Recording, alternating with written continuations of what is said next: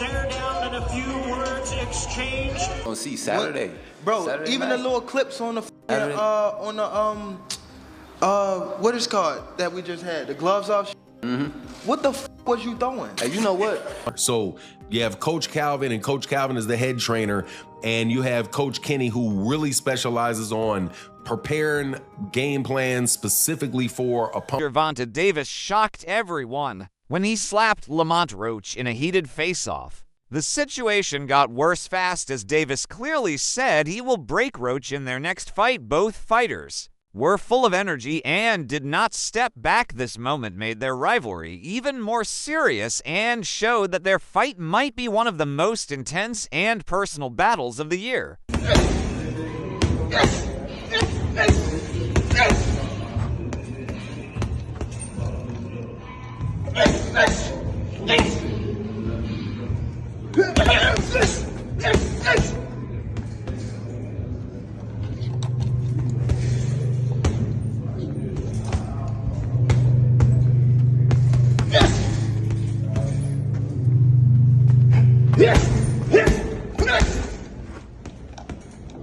Davis is now fully focused in both mind and body with the help of his coach Calvin Ford. He is training quietly and seriously. This time things are different from before when people from Washington, D.C. were more involved. Now the training camp is smaller, more focused, and better protected from outside attention. There is no chance of their plan being leaked like last time when there were rumors that Roach knew about Davis's strategy. Now the team has removed all distractions and is giving full attention to improvement, with Ford supporting him and his goals set on making a strong comeback. Davis is getting ready for a fight that feels bigger and more important than their first one. 100% correct.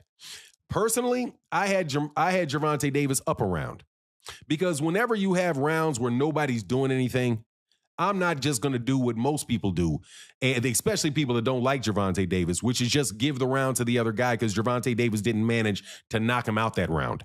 Okay, so this is Gary Russell Jr. clearly saying, man, no, I don't think Lamont Roach won that fight.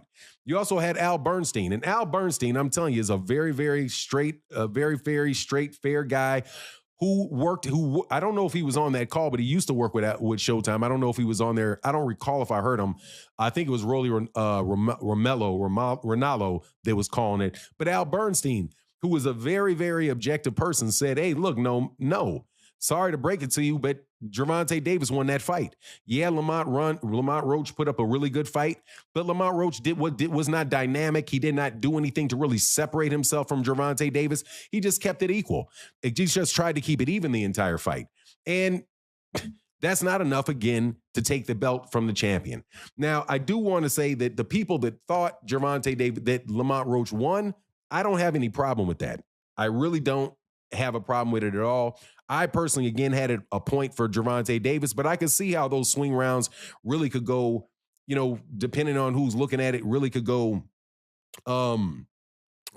different ways. Rematch between Gervonta Davis and Lamont Roach has become a huge success, as 150,000 pay-per-view units were sold even before the fight. This shows how important their rivalry is and how much fans want to see what happens next. People still remember how intense and surprising the first fight was, and now they are excited to see if Davis can take back control or if Roach will shine again. The high numbers prove that this is not just another fight, but a major event, and both fighters are now more than just athletes. They are key names in the story of boxing. Tank out here selling under 150,000 pay-per-views, you kidding me? Oh man, Face of Boxing, yeah, turn that shit off. Yeah, we shutting that shit down. Every single time. Does Shakur really want to fight Tank? I think Shakur could sell a bit more with somebody else, especially in Saudi. I feel like they can find him a dancing partner that'll do a little bit better than 150,000. Okay, I get it. This is why PBC delayed this fight for 5 months? Y'all ain't want to pay this motherfucker because y'all know he can't sell. I mean, this should have been evident. If you do the math, Tank has never been that great of a pay-per-view draw. He sold over 300K twice now in his career. He sold over 300K with Ryan Garcia. That's obvious. Ryan's the bigger star. And then he sold over 300 with Martin. He sold about 325. But when we put it in perspective, That Frank Martin fight was a comeback fight after a year layoff, so it was always going to sell. Every comeback fight's going to sell. It was one of the first pay-per-views on Amazon's new PBC deal, so they were really trying to push it. And then he had David Benavidez as the co-main event with Gary Russell and Alberto Puello under them. You take away all those factors that this wasn't a comeback fight. David Benavidez isn't the co-main event, and Amazon has now been in the game for over a year. It makes sense it only sold 150. I know there's going to be a couple of you guys in the comments. No, it sold 500K. Don't be so gullible. They didn't sell 500K. I don't know if Tank's a top... Well, I know for a fact he's not a top 5 draw in the sport of boxing anymore. Well. He's not selling pay-per-views. Bivol better be have just triple him. Well, Jerry, their pay-per-views are cheaper. Don't matter. All that matters is who has more eyes watching him, and Bivol and Better BF do. Instead of changing their whole game, TankDavis' team decided to improve it by making smart adjustments, not starting from scratch. After watching the first fight, they saw that Davis had timing issues and lost some confidence in the middle rounds. Now they have fixed things like how he moves and where he attacks. Focusing on stopping the chances Roach had before, they are not turning Davis into a new fighter. They are making the current one better. They found the moments where he held back and replaced them with smart and aggressive moves. This makes Davis more dangerous because his base is still strong, but now he fights with more sharpness and confidence as... Oh, he got a good chin. If you got a good chin, okay, let's go ahead. Let's touch this. The chin ain't the only thing that can get you out of there. There's other things you can do and then go back to the chin. I won't go into details, but I look at shit different from a lot of people, man. You know what I'm saying? If you got a fighter that listen, he's gonna be a hell of a fighter if he listens to what I tell him. You know, all fighters don't listen because some missions you put them on, you gotta walk through hell to get it done, and every fighter is not willing to walk through hell. You know what I mean? But the chin is not the only thing to get a fight out of it, and the body's not the only thing to get a fight out of there. It's other shit too, you know. Yeah. You gotta hurt. I believe in hurting them. You can hurt. You gotta hurt them to get it started, you know. PD, thank you for the $2. People were surprised by Roach and Tank. What do you think the biggest surprise was in the fight? It wasn't a surprise because we know Roach. It wasn't a surprise. Roach can fight. A lot of people think because a person is not popular, that they don't exist. There's fighters out there that can rumble. They just got to get the opportunity, you know? What many people thought was a knockdown in their first fight might not truly show Davis's weakness. New reports say he may have slipped because something like a grooming product got in his eyes during the match. If this is true, it changes the whole situation. Instead of being a mistake in skill or stamina, it was just a small but harmful distraction for fans. This supports their trust in Davis's strength and ability. It also pushes his team to prepare even better so that small things like product residue do not affect his performance in such an important fight. Everybody really think Tank go take the L. I've been seeing it. They said it's over. They think that this time Lamont go in more confident, knowing that basically he can, you know, really take it to Tank. Yeah, I want him to go in there confident. He's very skilled. Go in there confident because you gonna go up against a different Tank. Like I told y'all in previous videos, he go in there confident, thinking he could walk Tank down. Don't forget, with Tank, if he get you on that button, them lights going off. I don't care who you is. Remember how it ended up with Frank Martin? So yeah, don't go in there thinking that you going against like somebody that, like Ryan Garcia, somebody that's go fold. You're going against TankDavis. And I think that confidence is what's going to get Lamont dropped. Because one thing I will say, with Tank, that wasn't your best fight against Lamont, bro. I feel like you was in your head too much. You was overconfident. And you was really just, your mind was in y'all story, the lore and everything with y'all history. You ain't going there like, I'm fighting a stranger. You going there like, oh, this Lamont. This from the same camp. We from the same area. But now I think that whole situation woke him up. Because you got to think, Tank not used to losing. He not used to people being against him. He not used to being... Former world champion Mikey Garcia shared his thoughts on Davis's chances in the rematch. While he praised Davis's natural talent and ability to adapt, he also gave a warning. He said that Skill alone is not enough to win this fight. The real challenge will be mental strength. Davis must ignore all distractions like public attention, personal issues, and pressure. Garcia believes Davis can win, but only if his mind and body work together. This rematch is not just about boxing skills, it will also test how strong Davis is mentally and how focused he can stay. Got a lot of shit to do. Lamont Roach versus Gervonta, the rematch looks like it's gonna happen. Hopefully, I'd like to see it. I think Tank wins in the rematch. Why? I think he'll make the right adjustments, and he won't take too long to fight. He kind of gave a lot of the round away sometimes. I think he'll be more active and he'll win. But big props to Roach for his last fight and performance. Fuck, surprised everybody. Right. I think he was robbed from the victory. Again, that knockdown should have been a knockdown. Right. But whatever, he gets a rematch, you know. And maybe they get a third fight, you know, after that. Who knows? Maybe it turns the Marcus back out. Maybe it turns out to be another great fucking matchup, and they say, you know what, let's run it back. Right. And maybe that controversy from the first fight actually helps Roach fucking get 3 fights out of it instead of just the one, or, you know, you never know. For the first fight with Roach, many people on social media thought Davis might leave boxing, but instead of staying quiet, he went straight back to training camp. He didn't wait for people to talk. He answered with action by quickly setting up a rematch. He showed his true character. He's not avoiding what happened. He's facing it head on. This way of thinking has changed the story. Davis is not disappearing. He is taking control and fighting back with focus and determination. When is the rematch gonna happen at this point? Because I'm not gonna lie, for it to be a whole month later and y'all still arguing over who actually won, it's just really like, okay, yeah, run it back, because we gotta go ahead and settle this, squabble this up. I'm not gonna lie, I'm not gonna say neither fighter in here is shitty, okay? Because after the fight I seen on March 1st, yeah, they both was tagging shit, both getting up with each other, okay? I feel like this is the perfect match. If anybody's gonna do a rematch, you need to be them, period. And Gervonta was stinging him. I'm not gonna lie, he was stinging him. Great fight for him.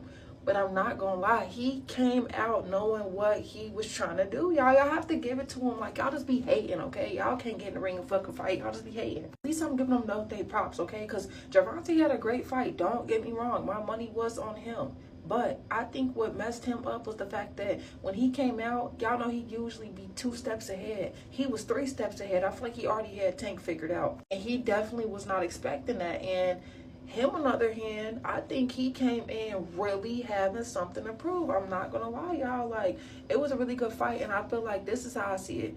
In the beginning of the fight, he was stinking, back to back, you know what I'm saying? And then at the end of the fight, that's when he finally kicked it up. But I seen consistency through him through the whole fight. Not gonna lie, like, so I just feel like the rematch should happen because never know. He might, now that he was 3 steps ahead, become 8 steps ahead, and he might really knock his butt down. But at the end of the day, it's like, we need this rematch because I don't think this is ever gonna be a dispute that is settled and, you know, officially he won, he lost until they fight. Like, we gotta see it. Boxing expert and commentator Teddy Atlas recently shared a deeper view of Davis's skills. While most people talk about his power and big knockouts, Atlas focused on the smaller but important things like how well Davis controls distance, keeps his rhythm, and stays calm under pressure. Atlas said what makes Davis different is the way he thinks in the ring. He doesn't panic or act without thinking. He stays calm and makes smart moves at the right time. These mental strengths make Davis not just powerful, but very dangerous. When it really counts, get to us, but we're going to frustrate him. He doesn't get frustrated. He takes his time. He's deliberate. You know, a lot of times at the beginning, people thought he was just a seek and destroy missile. They thought he was just a guy that got to you. And they thought that he would get over anxious. He don't get over anxious. He takes his time. He slowly closes those gaps, you know, inch by inch, step by step. And then he gets... Sports analyst Stephen S. Smith also shared his thoughts, highlighting a key difference between the two fighters: their physical strength. While Roach has great technique and smart moves in the ring, Smith thinks Davis's power and size could be too much for him. Davis's strength, reach, and control might reduce the impact of Roach's skills, especially if the fight gets rough and close. Smith's view shows that sometimes a fight is not just about skill. but also about using pressure power and physical strength to Last name I, of course, want to throw your way is TankDavis. I know you believe in his skills. Yes, I do. Yes, I do. What do you think of his fight with Roach? Oh, sorry, go ahead. I think Roach is too small. Uh-huh. I think Roach is too small. And that's my issue. I'm not questioning the skill set or anything like that. But it was similar to Frank Martin. You know what I mean? This guy comes in there and you got 18 fights. And I remember watching that pre-fight press conference when he was annoying Gervonta Davis so much and he cussed by accident. Excuse me. He cussed by accident. He was like, ooh, you know, making this up. He hurt me in sparring and, you know, and I knew Gervonta was going to come for him. And sure enough, that's what he did. Walked right towards him from round one on. But, you know, I remember what he said and it really, really struck me. Gervonta's a smart dude, bro, and he said you really, really should have waited. You don't have enough experience. You really, really should have waited and took your time before you came to me, and that's what Gervonta Davis told him. And his latest training camp, Davis is pushing himself harder than ever. The rematch is not just about getting revenge. It's his chance to prove he still belongs at the top of boxing. He's using every criticism and doubt as motivation, focusing even more on his strength, speed, and stamina. Every workout and sparring session is done with full effort. His goal is not just to win, but to dominate and prove that what happened in the first fight was just a one-time mistake, not a sign of weakness. Davis is training like someone with a point to prove, and that makes him more dangerous than ever. Step back from the situation. That's why I think he's being hushed right now, because when he come this time, it ain't no talking. And that's why I think it's scary, because we never see Tank in that mode where he don't say a word. I think this gonna be a different Tank. And what's crazy is Tank used to be like that in the beginning, like when he was with Floyd. Like, I'm talking about Tank with the fade, with the waves, bro. He ain't used to be on that showboat and stuff until he got, like, you know, a little bit more in the boxing, you know, thing. Of course, once you with Floyd, you're going to start being flashy and doing backflips off the ring. But in his beginning stages, dude wasn't playing. He was dropping I think that's what he about to go to, bro.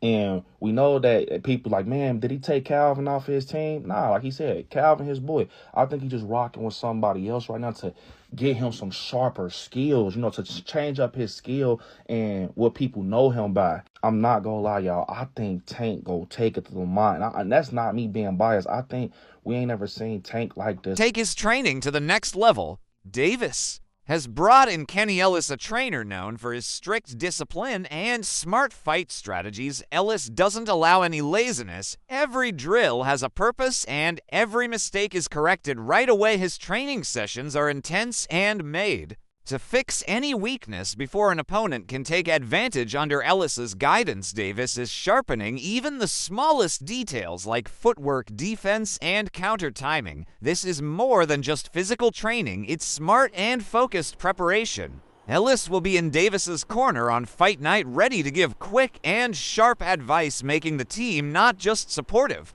but highly precise. Trainers in boxing, second guy in the corner.